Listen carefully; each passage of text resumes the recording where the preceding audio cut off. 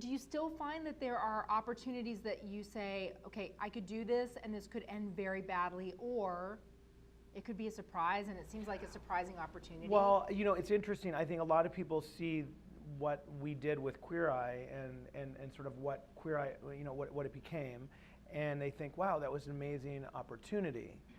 I think when you sort of go dial it back to the beginning, when you're sitting in a room and you're meeting with a group of people and they're saying, okay, we have this really interesting idea that we're going to take these 5 guys who are in this particular situation, and they each have this focus, and then we're going to put you in front of the world. And we were thinking the world was on cable. We're thinking, what, like 900 people? It was Bravo at the time, and Bravo was not Bravo what it is today, or even Bravo what it was, 9 or 8 years ago. Yeah, so it wasn't the Desperate Housewives. It was really. There was only a couple of shows. It was great. Interestingly, it was a very good network in the sense that they had a great demographic. I think their demographic has changed dramatically because of what we did and because of what's grown out of that. But at the time, I thought, this might be the inspiration for me to teach skiing and to become a ski instructor in Colorado. I'll be like, okay, this did not work out. It does not look so good. That $900 budget was not working for me, so now I've got to run. But it was a little scary. And I did I'll never forget, I was driving home I was at a client's in Boston. I was driving back to New York. I was in my car, and at the time I had a car that was a stick shift, and it was raining out, and I was driving on the highway. When you have a stick shift car, you pretty much know what's going on. It's not like an automatic where you could be like, oh wait, I don't remember going to McDonald's. But you're you're in the car, and all of a sudden they called me on the phone, and they said, hey, this idea of Queer Eye, the whole thing, are you really interested in it? Because we want to offer you the position of the interior design position. And I thought, well, let me think about it for a second. And the next thing I know, I'm on the highway in crazy rainstorm, and now I'm parked in like a factory in the only car in the parking lot in the rainstorm. And I'm thinking, I've answered, I said, let me call my brother and a couple other people, and I need to sort of think about this. I think I said my agent, but it was really my brother. And and I like hung the phone up, and I look around and I'm like, how did I get into this parking lot at a factory? So it was one of those things where it was just very surreal, and I didn't know what I was kind of getting myself involved in, but I just, I looked at it at the time, and I thought to myself, once a month someone calls and says, hey, I've got a house in the Hamptons or an apartment in New York City or, a project on the West Coast or somewhere that I'd love for you to come and look at and consider maybe working with us on redecorating the house.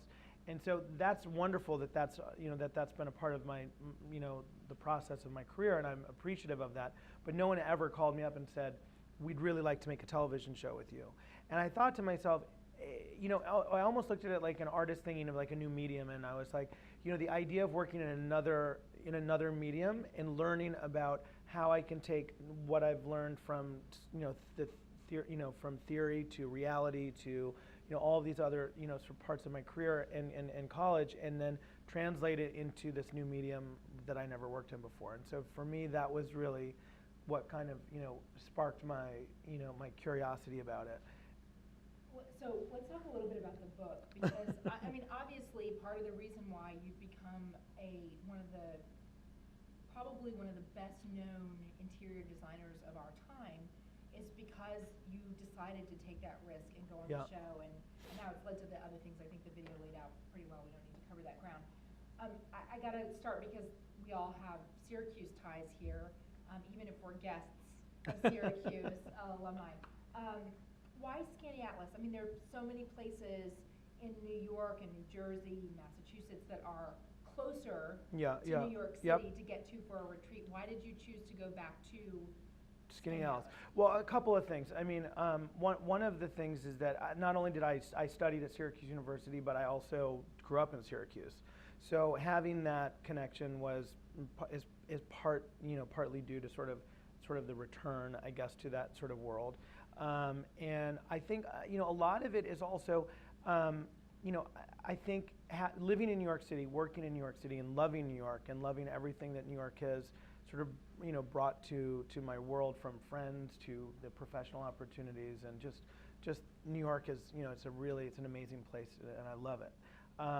But when I would leave New York to go to the Hamptons, where my brother and I rented a house, and he now has a home there, or when I bought a house in upstate New York, only 2 hours outside of the city. I loved going to these places, but I always felt like I was still in my bubble. I was still in, I was still in the same sort of energy zone that I was working in. And I started going back to Skinny Atlas for weddings, for friends, actually for two of my clients that live in New York City that grew up both in Syracuse and are clients of mine, and then they got married. I was up there and I thought, there's something so great about, I always call it leaving the bubble, and I think somewhere around what's that diner called? When you're halfway between here and the Roscoe Diner. When you pass the Roscoe Diner, it's like you popped out of the bubble. That's pretty much what it is. So you pop out of the bubble right around the Roscoe Diner. It's like the 2-hour limit. Because I'm telling you, Roscoe, you drive around Roscoe, it's like you see nothing but like fancy New Yorkers who are there to go hunting. And you go 5 minutes past Roscoe and you don't see those people anymore. And so the thing is that all of a sudden the energy just it just drops a little bit. It goes to another level. And there's something kind of great and for me not only refreshing about it, considering what I'm doing during the week here in New York, but it's also familiar. So. And it's also, Skinny Alice is a place that I do think is kind of caught in this kind of wonderful, perfect storm. It's. Given the fact that you're going there for a retreat, right? You want to get out of the bubble. I built my country house with my own 2 hands. The thing is that it was exactly like my home in the city. My decorating style, it turns out, is all the same. It doesn't matter where I am. How did you, and you make a very big point in your book that you did not want your retreat to look like your city apartment. Explain the difference and how did you, in your mind, separate, because we all go through what we love, and it turns out that left to our own devices, what we love may end up wherever kind of repeating we are. itself. Yeah. Well, I think even as simple as like when I'm sitting down with a client and we talk about, going from the dining room to the breakfast room should be a different experience. Right. One should be maybe, if one's round, then one should be rectangular. And if the idea that you're going from formal to informal or from urban to suburban or rural, the idea of creating an environment that is another layer of your personality, I think is really important, because I wouldn't want a house on a mountain to feel like a house at the beach or a house in the city, whether it was for a client or for myself. So for me, it was really important that, the house that I would have outside of the city would be more of a reflection of my relaxed sensibility and lifestyle and the way that, myself and Greg and the dogs and the way we entertain and all of that. So I wanted that to represent sort of authentically and honestly and appropriately in that way for the house. And I would want that to be very different in the city, in terms of the aesthetic. You also say, it's interesting when you talk with designers and they're like, well, are you pulling magazine pages? What do you like? Those questions that we were just talking about. In the book, you say it's really important not what the room looks like, but how it's used. That's the more important design factor. No, I agree. I agree. I hope so. I'm only saying what you said. He's agreeing with me. I'm saying what you said. I'm like, that's a great point. Oh, you got that from the book. Okay, good. That's why we agree. No, but the thing is that I do think, it's an interesting thing. I always explain to clients, and a lot of times the clients that I work with on television, which is a different relationship, a bit more candid sometimes. I always say that it's really important that you really look you kind of have to look to yourself for a lot of your inspiration, and you have to look to your family or your children or your husband or your wife or whatever the dynamic is that you consider your home life or your what it's all about, sort of what's inspiring that lifestyle, is really where you have to look, because at the end of the day, that is your roadmap. And I think that, the way I see a home, a really well-designed interior, if it's a residential, interior, is really kind of it tells a story. It's a narrative of like where you've been, where you are, and kind of where you're going. And sort of, it's not just about the individual. If it's just one person, but it's really about the person or the people that live there. And it tells a story. And I do think that That's the difference between a beautiful room and sort of a dynamic interior or space. I hate it when I go into those homes and I'm like, you know what story this is? These people do not like to clean. Yeah, exactly. That's a terrible story. But there's also the story where you walk in and you just say, these people had nothing to do with it. That's a terrible story as well. Where you walk in and you're like, wow, this is just, it's not a hotel, but it has all of the charm of, it doesn't have a soul.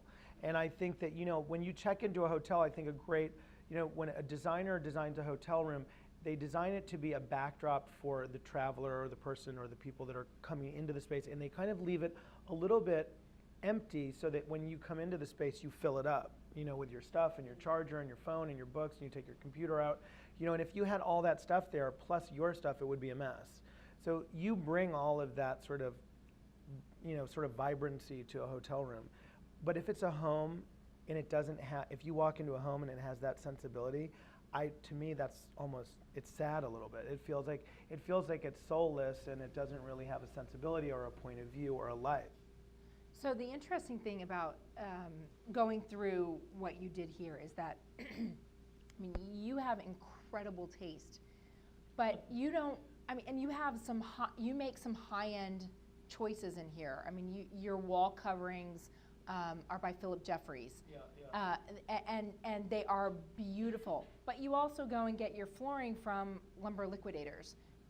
You have Restoration Hardware lighting fixtures, but you're very proud of your Viking appliances in your home.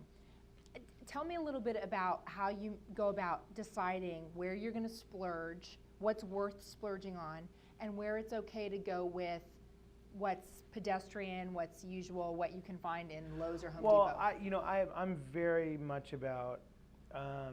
I love the idea that when people come into my house, there's no rules about shoes on, shoes off, whether it's summer or winter, or boots or flip-flops.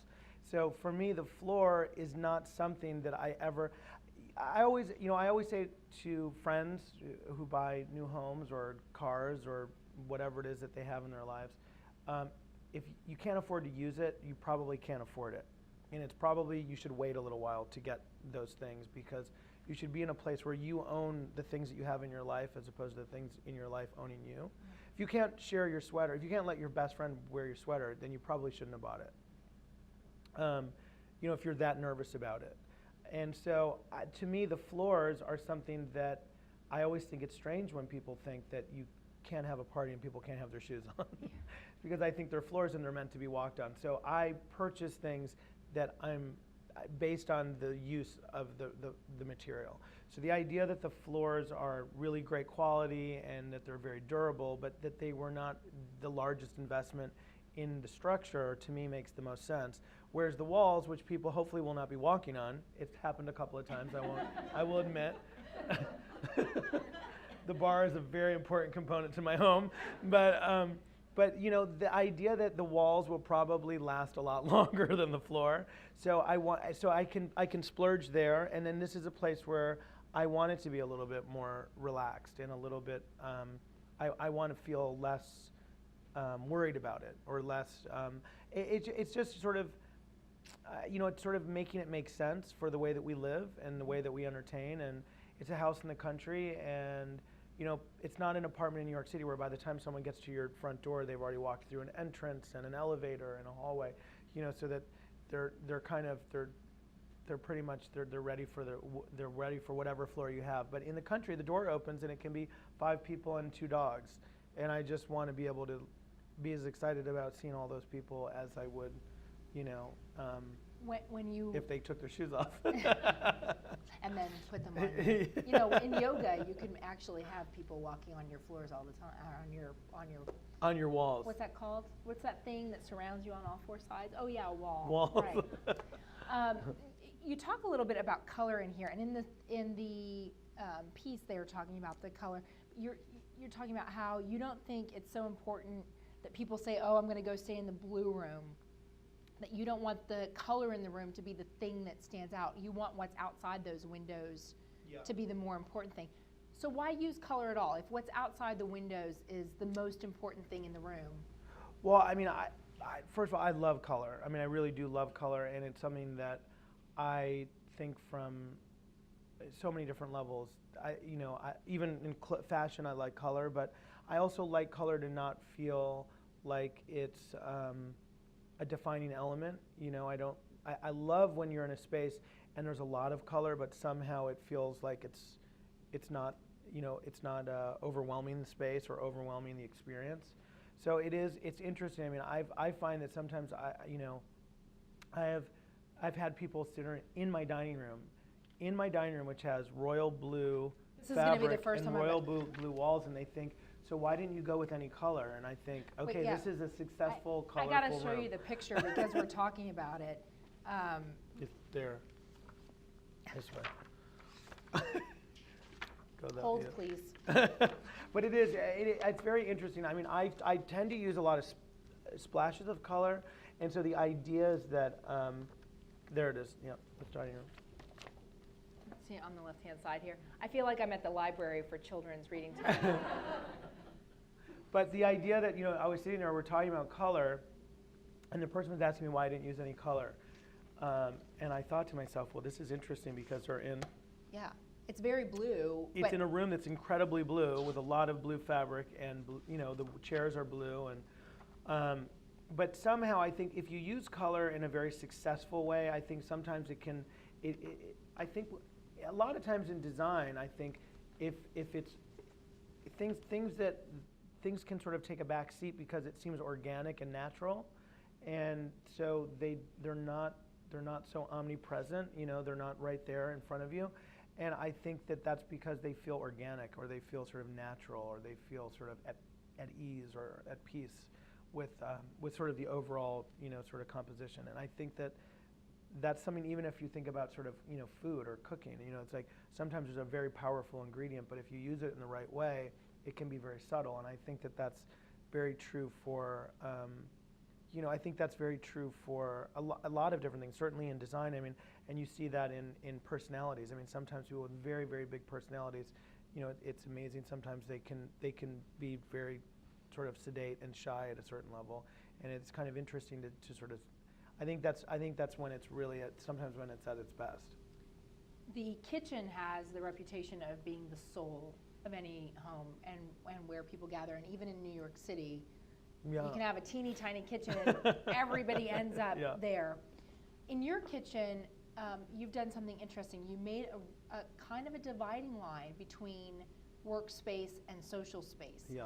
Explain the rationale. Explain what you did and the rationale into doing that. Well, a lot of that has to do with the house was originally the house was built as a camp for a family that lived in Sedgwick in Syracuse, where I actually grew up, and this was their summer cottage. And the kitchen originally was a room that was kind of relegated to a corner of the house where there was really no one was supposed to be in there, probably except someone who was cooking for the family.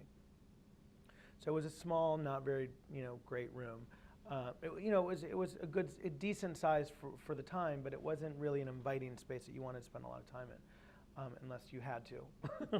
And so I opened that space up, made it part of the dining room. I also took the dining room and opened that up to the lake with French doors, so that the whole experience was much more about the water and that whole element. But at the same time, Greg and I, the way we entertain is that typical entertaining would be he's preparing, sort of thinking about reading cookbooks and thinking about what he's going to make. And so I created the cooking triangle for him. And then my job is basically, and you can ask the people at the liquor store and Skinny Atlas, is to keep the bar stocked and everyone sort of situated in that area. So, and then what I did is I took out the closet in the entrance hall so that I could actually say, hey, oh my God, how are you? I'm so glad you made it. What would you like to drink? And then I have like a triangle in that area that's sort of from ice maker to sort of the whole thing. And I know it sounds ridiculous, but it is truly the way we kind of entertain. And we have a guest here who's a Syracuse University grad and a great friend of ours, Jenny, and she's been there many times, and she knows that is actually, in fact, kind of the way that we operate. So, does it work to have the two separate? You have sort of a workspace table that is the dividing line between those Well, two areas. well, the idea is that, I mean, when you're laying a space out, whether it's a living room or a bedroom or a family room, or you know, you're really looking at, if you want it to function really well, you want to look at the way that you live and the way that you would use the space. And then also my goal for this house was really to take something that was, by today's standards, maybe a bit smaller than a kitchen than what most people would sort of draw out on, you know, a plan for their kitchen, or maybe the family room or the TV room in this house is a bit smaller than what most people think of today as sort of a really great space to watch television in. But what I wanted to do is really take, you know, I call it sort of the ugly duckling, but the idea of taking this and making it, you know, the best it can be, and making it go from no longer relevant to relevant again. And I think that the kitchen works really well. I mean, Greg loves to cook in it. We've turned out dinners for, you know, up to 30, wow, 35 people from that kitchen. And it's functioned very well from a bar standpoint in terms of servicing ice and wine and, you know, all the other goodies that go along with that whole operation. And so I think that you know, it's a testament to if it's thought out, if it's well thought out, and it functions for the way that you live, the way you entertain, the way that you sort of your day to day. I think that, you know, people would be amazed at, you know, the excess of space and storage and a lot of other things that we have in our lives. And granted, this is a second home, so there is that luxury of having kind of like your, you know, your kind of more of your serious day-to-day stuff in another location. So it makes it a little bit easier to sort of make that work here. But that was really the sort of narrative of the book, and also just really honestly what we try to do with the house. Anybody who's ever taken on a home renovation project, whether it's just built-in closets, whether it's a full kitchen remodel, or building a house from scratch, knows that things go wrong. They go wrong for professionals, they go wrong for novices, they just go wrong. And there's sketches in the book, like when you're sketching out your dining room, it's got how the dining room table is going to look and what the chairs are going to look like around it. Talk a little bit about the how you balance out the planning part of going into a project like this with flexibility and spontaneity. I mean, you know, you talk a little bit about your willingness to change your mind about what you want. Well, I mean, I think, you know, for me, it's, you know, a lot of it, if you really look back, there's some sketches in there that I did when I was on an airplane going from New York to LA. I had never even been in the house, and I was looking at photographs from a realtor that she had sent me, and Ellen Hennigan. And so she had sent me these photographs, and so I was looking at them and thinking, I kind of pieced the house together and playing on a napkin, and I just started drawing it up. And it really isn't that different than what it really has turned out to be. It's kind of amazing. And I think that for me, it's very, you know, because of what I do and because of my experience in what I do, I think that it's a little bit easier to sort of see where we are and see where we could be, and kind of almost you know, it's pretty consistent along the way. But even with that, there's always things that, you know, I drew up my dining room, but we found as we were putting in the stereo speakers, we found that there was a ceiling, a ceiling 3 feet above the ceiling that was originally there, that was a new ceiling, that was the original ceiling. So we took out the ceiling that was put in probably in like the 30s or the 40s, and we exposed the new ceiling. So there's always this sort of, you know, whenever you're dealing with an older structure, there's always this stuff that you sort of, you're finding, or that there's, you know, there's issues or problems, or even just wonderful things like you find the original ceiling.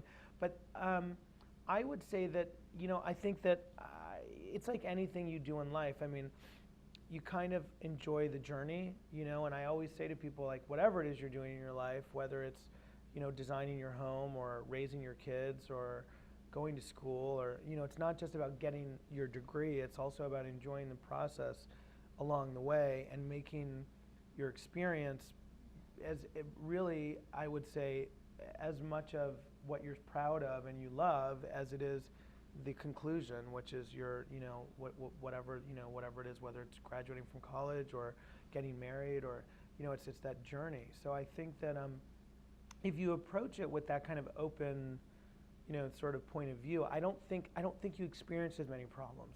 Because I think most of the problems that come along the way are from when things aren't going the way you wanted them to go, as opposed to letting the universe kind of have a little bit of a hand in the experience and So are you saying and nothing open went it. wrong? No, things go wrong.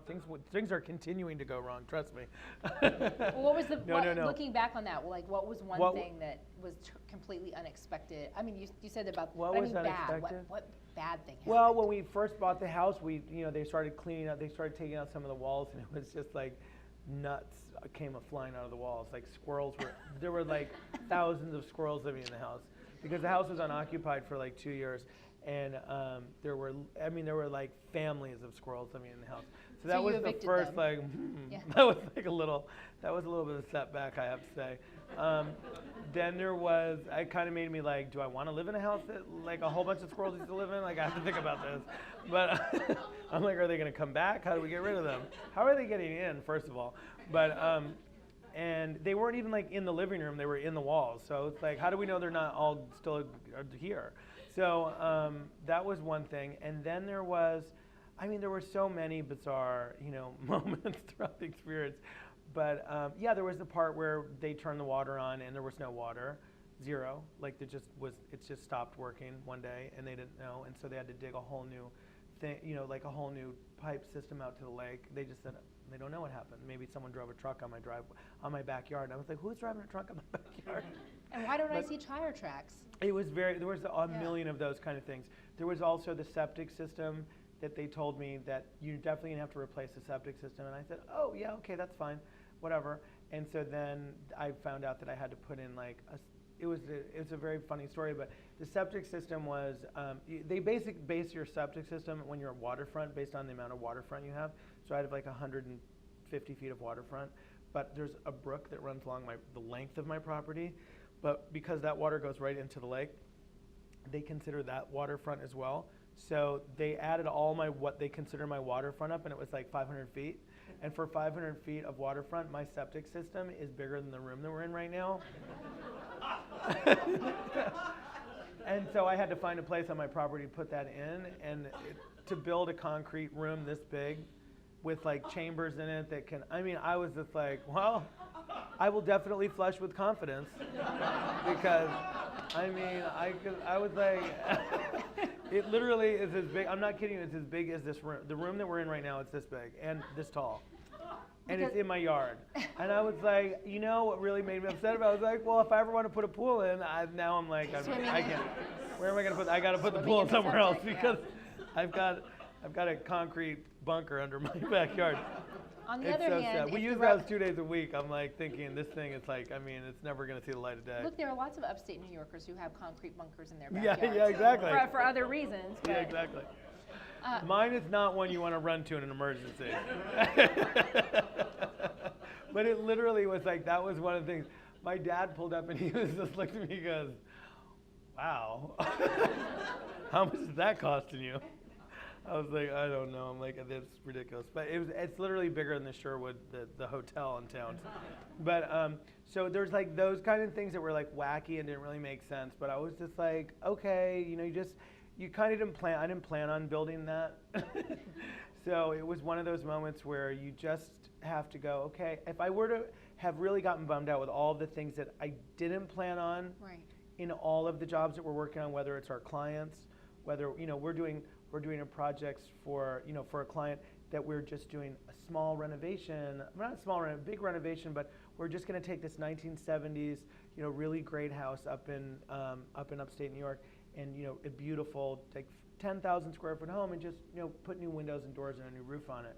Cut to needs all new foundations. 90% of the wood is rotten. It didn't have steel in it at any.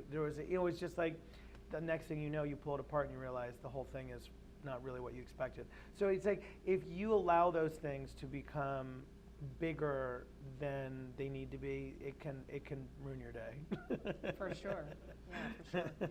You talk a little bit about how you weigh out, and you have some advice for people about weighing out when you're going in to buy a piece of property, and I'm sure it goes, for your first apartment in New York City to, your first, second home, how you decide whether something is a good value and whether it should be invested in for this kind of a project.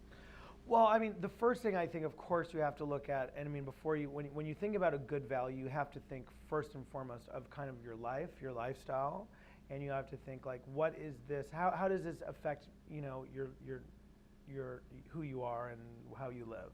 I mean, and I do think that there's a value there. You know, that there's a value to, you have to look at that's, you know, that sometimes cannot be really quantified in sort of a dollar amount. You know, when I was looking at this house,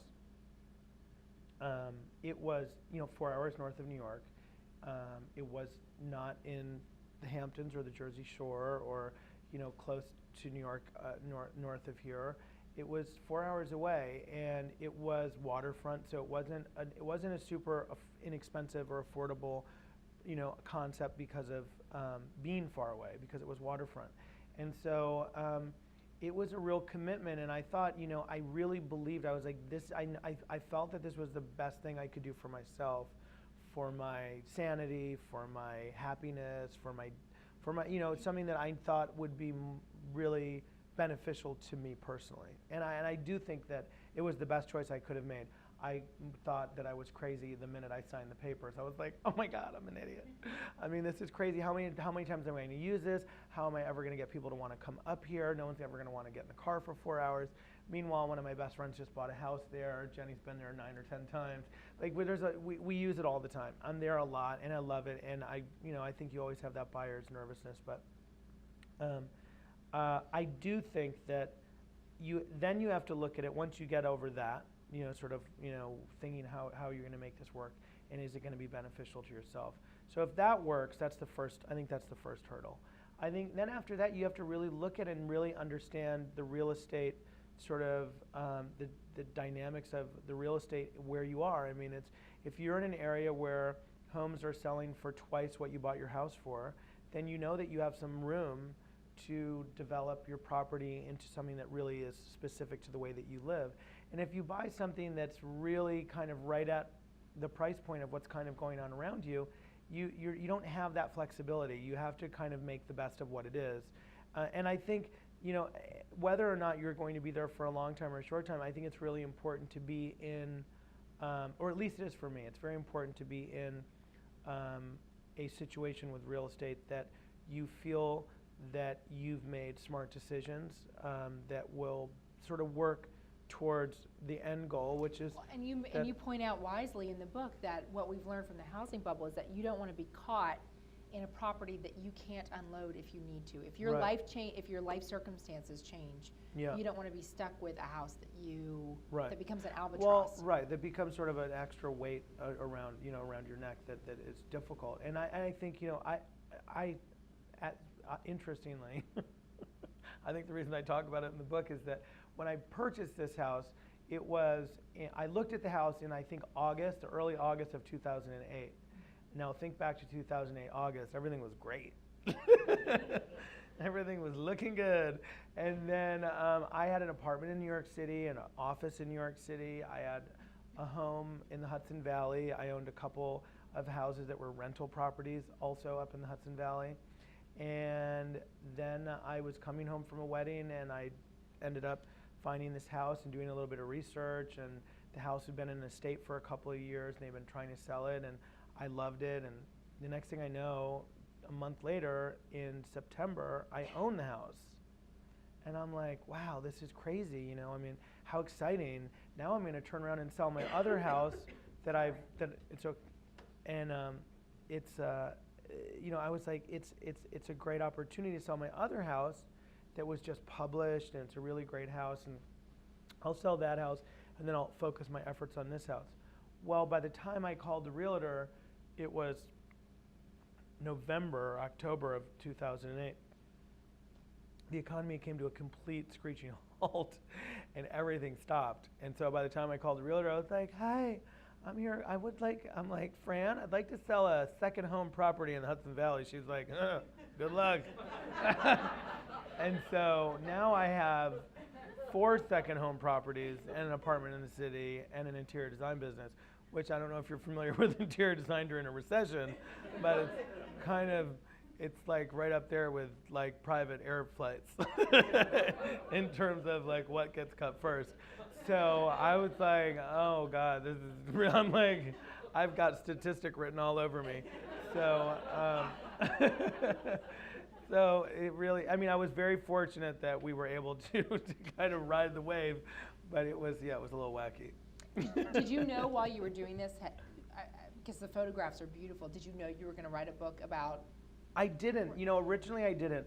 It was really, I'll tell you, it was really because when everything started happening with the economy, well, I bought the house, I thought to myself, I said, this doesn't make any sense. And this is before the economy collapsed. It was like a month. So I said, this doesn't make any sense. And I don't know I'm like lucky. I mean, I'm focused on, fabrics and tile and stone. So I didn't even know there was even maybe a problem happening. So I was just thinking everything was great, and I'm moving forward, and I got this house, and I'm thinking, I think that I was, clueless about what was about to happen, and I just knew that when I was going through the process of buying a house, I just knew that it was something that was the right thing for me to do for myself, for my life. I knew I wanted to be in this place, and if I didn't do it at that time, I knew I would never do it again. And it was one of those things where you just kind of have to trust yourself, you have to trust your instincts, you have to trust when you're an adult, every once in a while you're presented with a decision and you just have to, there's no one else that will, because if I asked anyone else, they'd be like, what are you, crazy? So you have to trust yourself, and I knew that I was supposed to do it, and I wanted to do it. So I knew I could make it work. And then, of course, the economy thing happened, and that was obviously a new challenge in terms of making it work, but I was able to do it and make it work. And I think that that's a testament to really, sort of trusting your instincts and knowing what makes sense. I think if I were to have really I looked at it from sort of what was logical, it would have convinced me not to do it. And I'm happy that I did it, and I love that I did it.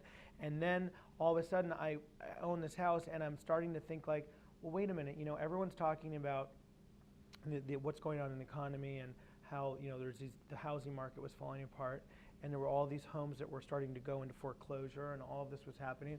And I thought, well, this is a great opportunity to talk about how all of these homes that people overbuilt and really can't afford, and a lot of them because of the way that they structured their financing, and they had these balloon payments that were kind of happening.